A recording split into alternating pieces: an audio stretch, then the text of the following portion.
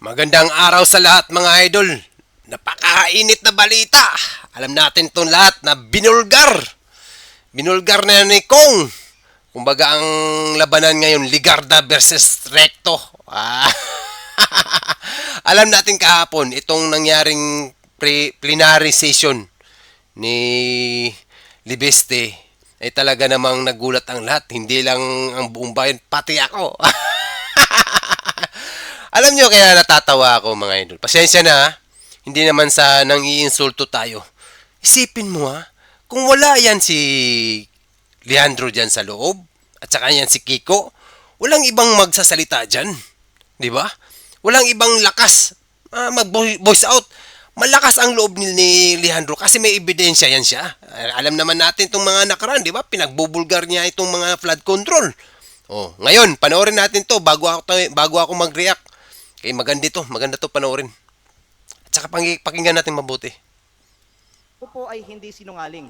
Mm. Ayokong bulahin ng taong bayan. Yes. Lahat tayo dito sa plenary ngayon ay may kaalaman na talamak ang vote buying at umaabot sa daan-daang milyon on average at minsan bilyon-bilyon ang Correct. mga kampanya ng mga kandidato sa Pilipinas. Kaya kung sino man dito ang magtatayo at nagsasabi na kasinungalingan ang sinasabi ko na umaabot sa daan-daang milyon at the very least ang nagastos ng ibang mga kandidato.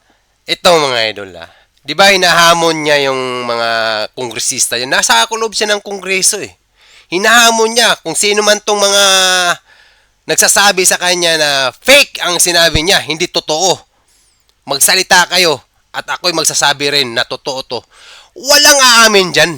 Alam niyo bakit? Once na may kukontra sa kanya, magkakaroon ng thinking, ay, ito si ano pala to, nakatanggap to ng, di ba, sabi niya na almost 100 to hanggang 1 billion mahigit ang ang nangyayaring vote buying dyan sa itong matibay ngayon kasi bakit malakas ang loob ni Leandro Libeste dyan sa loob? Ibig sabihin, may hinahawakan siyang alas. Yun yung totoo dyan. Imposibleng, tsaka, sino bang babanggain mo yung mga malalaking dyan? Kabata-bata pa niyan. Di ba? Yun yung totoo dyan. Tuloy pa natin mga idol. Kasi matindi to. Matinding corruption ang nangyayari kasi dyan sa loob ng Kaya ang hirap eh. Kaya itong magandang pag-usapan. Itong corruption, hindi yung impeachment na hindi. Kaya kangaroo lang yun. Gawa-gawa nila. Ay, naku po. Dito tayo. Na nandito sa plenaryo ng Kongreso ngayon, hindi ako mahihiya na magsabi. Correct. Sila ang sinungaling at ako ay nagsasabi. Tama. Tama. Hindi siya mahihiya na sila itong mga sinungaling at siya itong nagsasabi ng totoo. Correct naman talaga yun. Oh, di ba? Anong sinabi niya kahapon? Patungkol nito kay Ralph Recto na mamaya, panoorin mo na natin to. Di ba? Kaya magugulat ka rito kay Leandro Libeste na ganun siya kalakas magsalita dyan sa loob ng Kongreso. Kasi grabe ang corruption talaga dyan. Kita niyo yung vlog ni Meow Meow kahapon. Ay, welcome to the, I'm back in the crocodile farm. Daming mga buhaya, daming mga magnanakaw. Ay, nako. Matatawa ka na naiinis. Kasi bakit? Puro impeachment, puro Inday Sara, puro Duterte ang pinag-uusapan nila. Nasaan na yung flood control na corruption? Grabe lang yun. GSIS, SSS, itong mga PhilHealth. Diba? Itong Maharlika. Nasaan na yun? Oh. Diba? Oh, panoorin natin to. Ito mga idol. Maganda to. Ito yung sinabi niya patungkol kay Ralph Recto at saka kay Belma Santos. Pati si Lucky. Si Lucky Me. Go! Panoorin natin to. Mahigit 1 billion pesos ang ginastos 1 billion, ni Congressman Ed. Mahigit 1 billion ang ginastos. Mahigit ha. Tuloy natin. Edwin Garjola para kay Vilma Santos Recto at Lucky Manzano sa iba pa nilang mga kandidato at sa sarili niya bilang first nominee ng CWS party list sa Grabe, 2025 elections. Grabe ang pinaggagawa nila sa pera ng bayan. Pera natin yan. Hindi na pera yan. Alam nyo, maiyak ka na natatawa. Ba? Kumbaga nililis nila yung usapang flood control at tong corruption kumpara dyan sa impeachment nila nga. Wala namang mangyayari dyan sa impeachment. Lahat naman ng confidential fund ni Inday Sara ay nasagot na yan. Grabe. Mahigit 1 billion. Ito si Edwin Garjola talaga. Grabe yan. Grabing pera dyan dumadaan sa kanya. Pare, kulang yung budget pang eleksyon. O, bigyan mo ako rito. Ay, sus, grabe. Totoo yan mga idol. Pera natin yan. Kaya mag-react kayo dyan. Huwag kayong pera natin lahat yan. Yung pinagbabayad natin tax. Tapos walang taas sahod. Taas lahat ng bilihin. Taas lahat. Lahat na lang. Walang taas-taas ang sahod. Ay, naku po. Tuloy natin. I rise on a point of personal and collective privilege matapos ako tawagin ni Executive Ralph Recto na baliw. Yan na. Kung baliw man ako, at least hindi ako magnanakaw. Pabor ako dyan sa sinabi mo. Idol ko, Libeste. O, diba? Saan ka? Sa magnanakaw, sa baliw. Dito ka na lang sa baliw. At least, hindi siya magnanakaw. Patama yun. Kaya pala may post ngayon si Recto na patungkol dito sa pamilya ni... Ay, grabe mga to. Kasi ang nangyayari, Ligarda versus Recto na nangyayari nito, personalan na sila. Pero, ang usapan nito ay corruption. Natural. Kaya ito, maganda maging boses ng masa dyan sa loob ng Kongreso, ito si Libeste at saka si Bargaza. Tuloy natin. Tila affected si Recto sa mga post ko tungkol sa kanya at si Congressman Edwin Garjola. Natural. At mabuti kung magpaliwanag na lang siya tungkol dito. May kinakalat din siya sa social media na ako daw ay may utang sa DOE na 24 billion pesos. Ito po ay walang basihan at inimbento lamang upang tangkang pahinain ang mga binubunyag ko tungkol sa korupsyon sa ating gobyerno. At mas Tama. marami pa ang aking sasabihin. Tama, para manahimik si Libeste, gagawan talaga siya ng istorya dyan. Ganun. Kasi ang nangyayari kasi ngayon mga idol, itong corruption kasi nangyayari dyan sa loob. Kita nyo, halos wala ka man lang nakitang nakulong dyan ng malalaking tao. Sino ba? Bong Revilla? Ano ba yung siya? Baka tanimbala na nga kay Bong nangyari. Di ba? Bigla na pati si Bong, nagulat na lang lahat. Di ba? Ayan talaga. Oh, di ba? Si Recto, pinapunta na ng korte yan. Itong patungkol dito sa PhilHealth na budget, nasaan na pera ng mga yan, may sakit. Bakit ginalaw? Oh, yun nilagay doon sa unprogram. Di ba si Recto ang pinatawag niya? Kasi siya yung DFA dyan eh. DFA, itong Department of Finance. Tuloy natin. Kaya kung di baling baliw ka, wag lang magnanakaw. Ginawan siya na ngayon ng istorya. 4 billion ba yun? Para manahimik ka na lang. Ganun lang yun. Tuloy natin. sa ibang pagkakataon. Nagsimula lang itong mga atake sa akin nang sinimulan kong imbestigahan ang DPWH sa Batangas at ang mga kumpanyang konektado kay Congressman Edwin Garjola Sa at Batangas. naging Executive Secretary si Ralph Recto.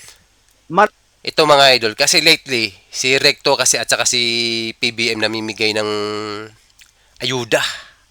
Di ba? Bigas, pera. Yang ayuda mga idol, hindi maganda yan. Hindi yan pang long life na pabor sa ating lahat.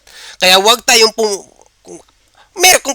paminsan-minsan, okay yun. Pero kung sabihin mo yung ayuda, para lang maibsan yung ng taong bayan, itong hinanakit natin dahil sa nangyayaring corruption, ay hindi maganda yun.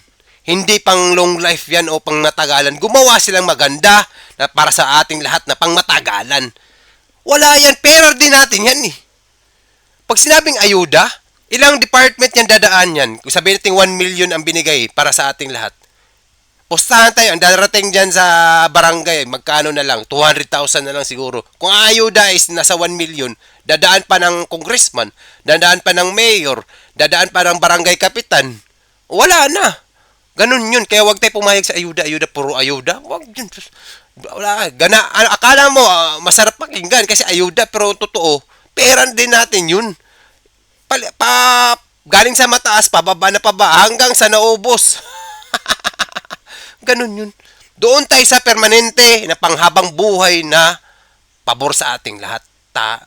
Lalo na sa atin. Kaya di tayo, kawawa tayo. Pera natin yan eh.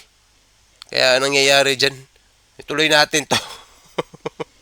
Marami rin ang nagsabi na ang pagbunyag ko nito ay hindi aking kapaki-pakinabang. Ngunit hindi ito para sa sarili ko, ito ay bahagi ng aking tungkulin bilang mangbabatas at kinatawan ng unang distrito ng Batangas. Taga, At hindi ako matitinag. taga Batangas kasi ito si Libesti, mga idol. Mga Ligarda. Eh, maraming mga barangay doon na hindi nabigyan. Yun ang totoo.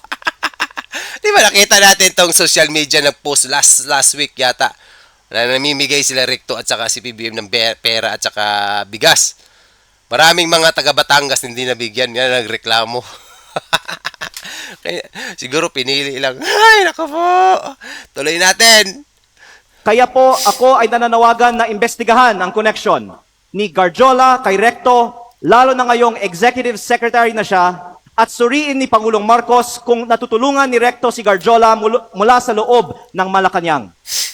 Dahil limitado ang oras ngayon, ilahad ko ang iba ko pang nalalaman tungkol sa mga koneksyon ni Garjola at Recto sa iba pang mga araw. Patay. Sisimulan ko lang ngayon sa isang punto. Mhm. Ayon sa aking tansya at pananiliksik, Mhm.